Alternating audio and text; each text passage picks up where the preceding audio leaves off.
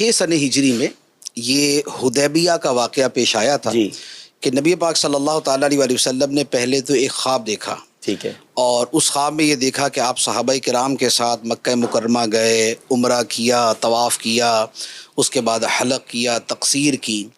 تو نبی پاک علیہ الصلوۃ والسلام نے یہ خواب صحابہ کرام سے بیان فرمایا تھا، تو سارے خوش ہو گئے کیونکہ ہجرت کے بعد سے لے کے مکہ مکرمہ مسلمانوں کا جانا نہیں ہو رہا تھا.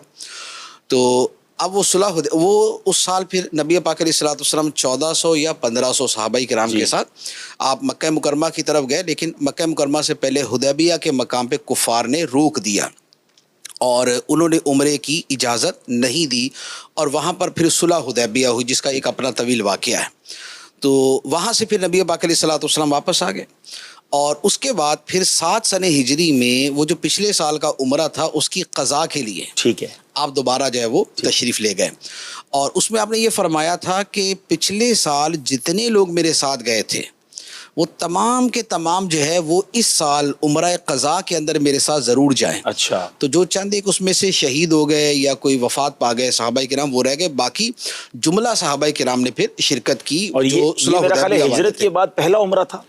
جی یہ ہجرت وہ جو 6 سن ہجری میں کرنا تھا وہ بھی پہلے ہی تھا، تو وہ ہو نہیں سکا. تو اب اس کے بعد 7 سن ہجری کے اندر 7 سال بعد نبی پاک مکہ پاک آئے تو عمرۃ القضاء کے لیے آپ گئے، اور یہ تھا 7 سن ہجری کے اندر.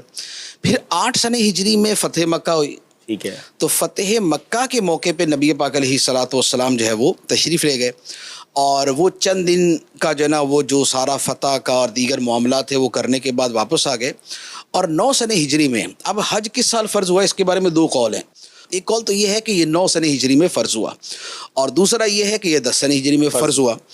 اب اس کے بارے میں بعض علماء یہ کہتے ہیں کہ اگر یہ 9 سن ہجری میں فرض ہوا تھا تو پھر نبی پاک علیہ الصلوۃ والسلام نے خود اس سال حج کیوں نہیں کیا؟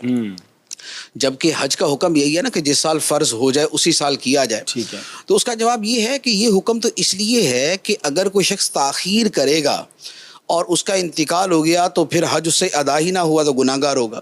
لیکن نبی پاک صلی اللہ تعالیٰ علیہ وسلم کو تو اپنی وصال مبارک کا پتہ تھا، سبحان اللہ، کہ اگلے سال حج کے موقع پر جو ہے وہ میں یہاں پر موجود ہوں گا، میں حج کروں گا. تو اس لیے حج 9 سن ہجری میں فرض ہو گیا تھا، لیکن نبی پاک علیہ الصلوۃ والسلام 10 میں گئے. لیکن ایک قول یہ ہے کہ 10 سن ہجری میں ہی حج فرض ہوا. لیکن جو 9 سن ہجری کا حج تھا، مکہ مکرمہ تو فتح ہو چکا تھا، تو اب جو وہاں پر حج ہونا تھا وہ مسلمانوں کے زیر اہتمام، اور یہ پہلا حج تھا فرض ہونے کے بعد، اور یہ پہلا یعنی فرض ہونے کے بعد یا کم از کم مکہ مکرمہ فتح ہونے کے بعد. تو اب یہ ہوا کہ 9 سن ہجری میں نبی پاک علیہ الصلوۃ والسلام نے امیر حج کے طور پہ سیدنا صدیق اکبر رضی اللہ تعالی عنہ کو بھیجا، یعنی مسلمان ان کے ساتھ گئے. تو جو پہلے امیر حج ہیں وہ سیدنا صدیق اکبر رضی اللہ تعالی عنہ. سبحان اللہ. اور جب آپ چلے گئے تو اب پیچھے سے سورہ براءت نازل ہوئی، تو نبی پاک علیہ الصلوۃ والسلام نے پھر حضرت علی سے فرمایا کہ اب آپ جو ہے وہ پیچھے جاؤ اور جا کر وہاں پر سب کے درمیان میں مکہ مکرمہ میں جا کر یہ آیات پڑھ کے سنا. وہ 30 یا 35 آیات تھی. تو بیسیکلی اصل یہ تھا کہ 8 سن ہجری میں جو حج ہوا تھا نا، یہ تھا مشرکین کے غلبے کے ساتھ، کہ ان کی اس وقت تک ان کا تسلط تھا. 9 سن ہجری میں مسلمانوں کی حکومت تھی وہاں پر، تو 8 والا تو ٹوٹل ان کے اس پہ ہوا، اور 9 والا جو ہے وہ صدیق اکبر رضی اللہ تعالیٰ عنہ کے زیر اہتمام ہوا. لیکن اس میں مشرکین نے بھی شرکت کی.